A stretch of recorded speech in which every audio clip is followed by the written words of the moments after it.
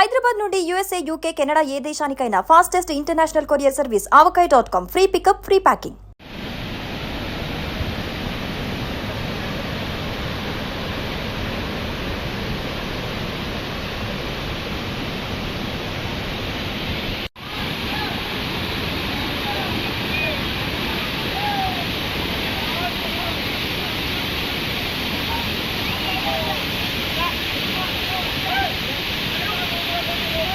ఉత్తరాది రాష్ట్రాలను భారీ వరదలు ముంచెత్తుతున్నాయి. ఈ వర్షాలకు హిల్ స్టేట్స్ అయిన హిమాచల్ ప్రదేశ్, ఉత్తరాఖండ్ రాష్ట్రాలను ఆకస్మిక వరదలు అతలాకుతలం చేస్తున్నాయి.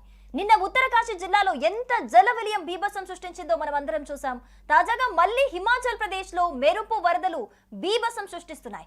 హిమాచల్ రాష్ట్ర వ్యాప్తంగా గత కొన్ని రోజులుగా భారీ వర్షాలు కురుస్తున్న విషయం మనందరికీ తెలిసిందే. టాంగ్లింగ్ ప్రాంతంలో కురిసిన వర్షం కారణంగా కిన్నెర్ కైలాష్ యాత్ర మార్గంలో ఆకస్మిక వరదలు ముంచెత్తాయి.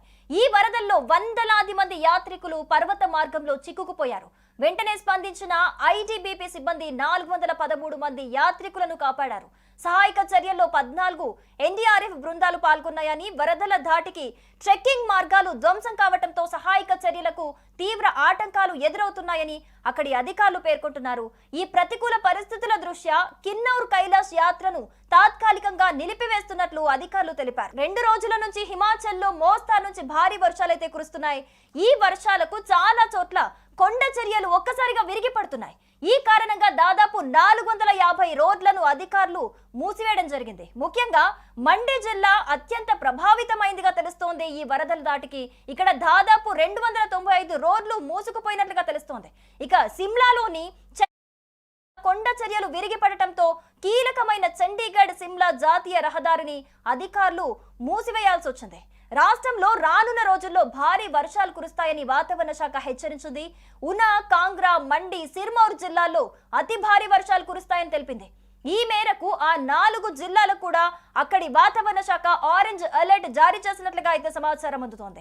గడిచిన 24 గంటల్లో కసౌలీలో అత్యధికంగా 88 మిల్లీమీటర్ల వర్షపాతం నమోదు కాగా, నైనాదేవి ప్రాంతంలో 62.6 మిల్లీమీటర్లు, జోగిందర్ నగర్ లో 60 మిల్లీమీటర్లు, బ్రాహ్మణి ప్రాంతంలో 49.2 మిల్లీమీటర్ల వర్షపాతం నమోదైంది. రాష్ట్ర విపత్తుల నిర్వహణ కేంద్రం వెల్లడించిన వివరాల ప్రకారం అయితే సోమవారం 6 రోడ్లను మూసివేయగా, అందులో కేవలం మండి జిల్లాలోనే 155 రోడ్లు మూసేయడం జరిగింది. మరో 68 రోడ్లు కులు జిల్లాలో ఉన్నాయి. వర్షాకాలం ప్రారంభమైన తర్వాత జూన్ 20 నుంచి ఇప్పటి వరకు వర్షాల కారణంగా రాష్ట్రంలో 1714 కోట్ల మేర నష్టం వాటిల్లినట్లుగా అక్కడి ప్రభుత్వం ఒక అంచనా వేస్తోంది. వర్షం కారణంగా 106 మంది ప్రాణాలు కోల్పోగా 36 మంది ఆచూకీ గల్లంతైంది. ఇక ఉత్తరకాశీలో విస్ఫోటంలా విరుచుకుపడ్డ వరదలో ఏకంగా ఓ ఊరే కొట్టుకుపోయింది. కేవలం 2 గంటల వ్యవధిలో 2 సార్లు మేఘ విస్ఫోటం జరిగింది. గంగోత్రికి వెళ్లే మార్గంలో ఉన్న ధరాలి గ్రామం తుడిచిపెట్టుకుపోయింది. అక్కడి జనం, ఇల్లు, కార్లు, చెట్లు, చేమలు వరదలో కొట్టుకుపోయాయి. 10 మంది జవాన్లు గల్లంతయ్యారు. జేసీఓ సహా 10 మంది ఆర్మీ జవాన్లు గల్లంతైనట్లుగా సమాచారం అందుతోంది. ధరాలిలో ఆర్మీ బేస్ క్యాంపు కొట్టుకుపోయింది. ఈ విషయం ఆలస్యంగా వెలుగులోకి వచ్చింది. ఇప్పటి వరకు 12 మంది మృతి చెందగా 100 మందికి పైగా గల్లంతైనట్లుగా అక్కడి అధికారులు వెల్లడించారు. క్లౌడ్ బర్స్ల వేళ 28 మంది పర్యాటకుల బృందం ఆచూకీ గల్లంతైంది. వీరందరూ కేరళకు చెందిన వారిగా అయితే తేలింది. వీళ్ళలో 20 మంది మహారాష్ట్రలో స్థిరపడిన వారు కాగా, మిగిలిన 8 మంది కేరళలోని వివిధ జిల్లాలకు చెందిన వారిగా అక్కడి అధికారులు అయితే గుర్తించారు. ఓ జంట బంధువు మీడియాతో మాట్లాడుతూ వారితో మాట్లాడి 1 రోజు గడిచిందన్నారు.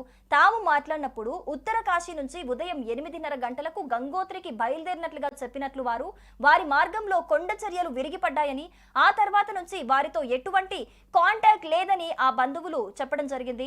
ఫోన్లో బ్యాటరీ అయిపోయిందా లేక వారున్న చోట సిగ్నల్ లేదా అనేది అర్థం కావటం లేదని వారు చెబుతున్నారు. హరిద్వార్ కు చెందిన ఓ ట్రావెల్ ఏజెన్సీ 10 రోజుల పాటు ఉత్తరాఖండ్ ట్రిప్ ఏర్పాటు చేసినట్లుగా వారు చెబుతూ ఉన్నారు. సో ఇప్పుడే చూసుకోవచ్చు ఈ వరదల కారణంగా ఎంత తీవ్రత ఏర్పడింది అనేది. ఒక ఊరే కొట్టుకుపోయింది అని అంటే అక్కడ వర్షపాతం ఎంతగా నమోదైంది, ఆ వరదలు ఎంత తీవ్ర స్థాయిలో ఉన్నాయని అయితే మనం అర్థం చేసుకోవచ్చు. ఆ వరదలకి సంబంధించి అయితే అక్కడి అధికారులు కూడా అలర్ట్ అయినట్టుగా తెలుస్తోంది. ఎప్పటికప్పుడు ఎన్డీఆర్ఎఫ్ అలాగే ఎస్డీఆర్ఎఫ్ బృందాలతో కూడా సహాయక చర్యలు కొనసాగిస్తున్నారు. కానీ ఈ వరదల ప్రభావం వల్ల అక్కడ సహాయక చర్యలు ఏదైతే యాత్రికులు వస్తున్నారో వారికి సహాయక చర్యలు అందించడం కూడా కష్టంగా మారిందని అక్కడ అధికారులు చెబుతున్నారు. ఏది ఏమైనప్పటికీ కూడా ఈ వరదలు కొనసాగుతున్న వేళ అక్కడ అధికారులు అయితే అలర్ట్ గా ఉన్నారని చెబుతున్నారు.